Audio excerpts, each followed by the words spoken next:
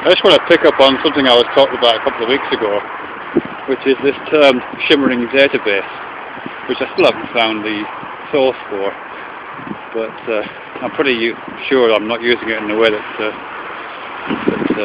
it was used when I originally read it. I can't remember what the context of that was at all. The way I'm using shimmering database is just as a kind of metaphor for the organisation of lived experience, so that out of the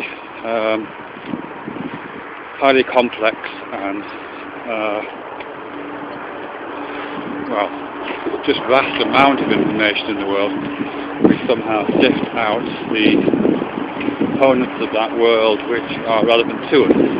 So I'm treating the pre-processed but nevertheless structured information as a kind of database, and lived experience as a kind of query on that database, an ongoing query. So just thinking about that again, I mean, one of the things about databases, and I have to say I don't know that much about them really. I've used them, but I don't really know how they're put together. One of the things about databases is that in their raw form, they're not human readable. You can't open a Microsoft Access file, for example, and kind of make sense of it, other than putting it through Microsoft Access and running queries on it. It's organised, and it's logical, and it's rational, and it has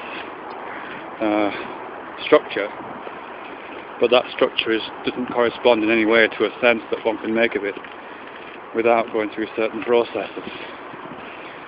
So I quite like that idea. I like the idea that this database of information that I'm surrounded by right now, for example, all these trees and footpaths and dogs and cars and the sounds of cars and the sounds of birds, is a small subset of a vast database of information which has structure, but which in its raw state is not human readable, and in fact human readership.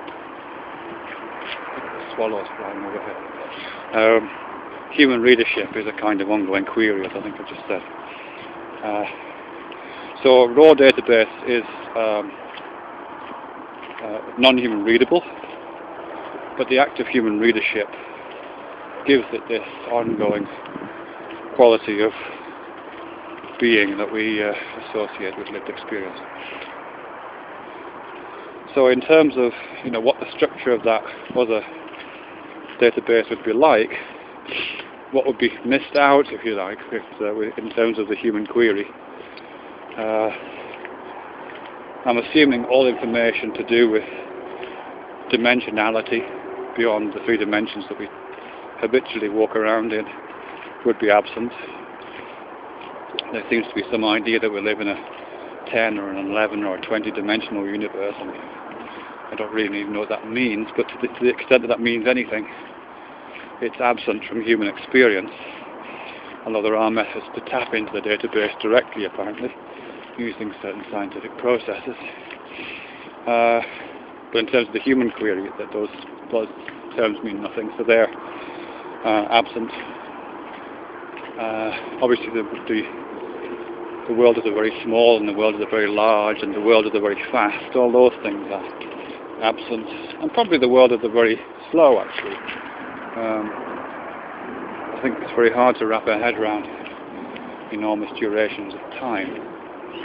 So I think that structural dimension is absent from human experience, and probably millions of other things too that we just haven't got access to, but nevertheless do form part of some kind of structure, some kind of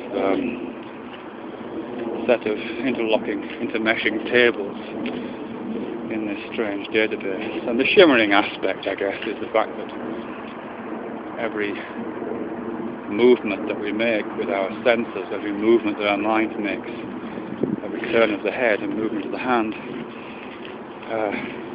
changes the query slightly, so that there's a ripple of response across the surface of this imaginary database.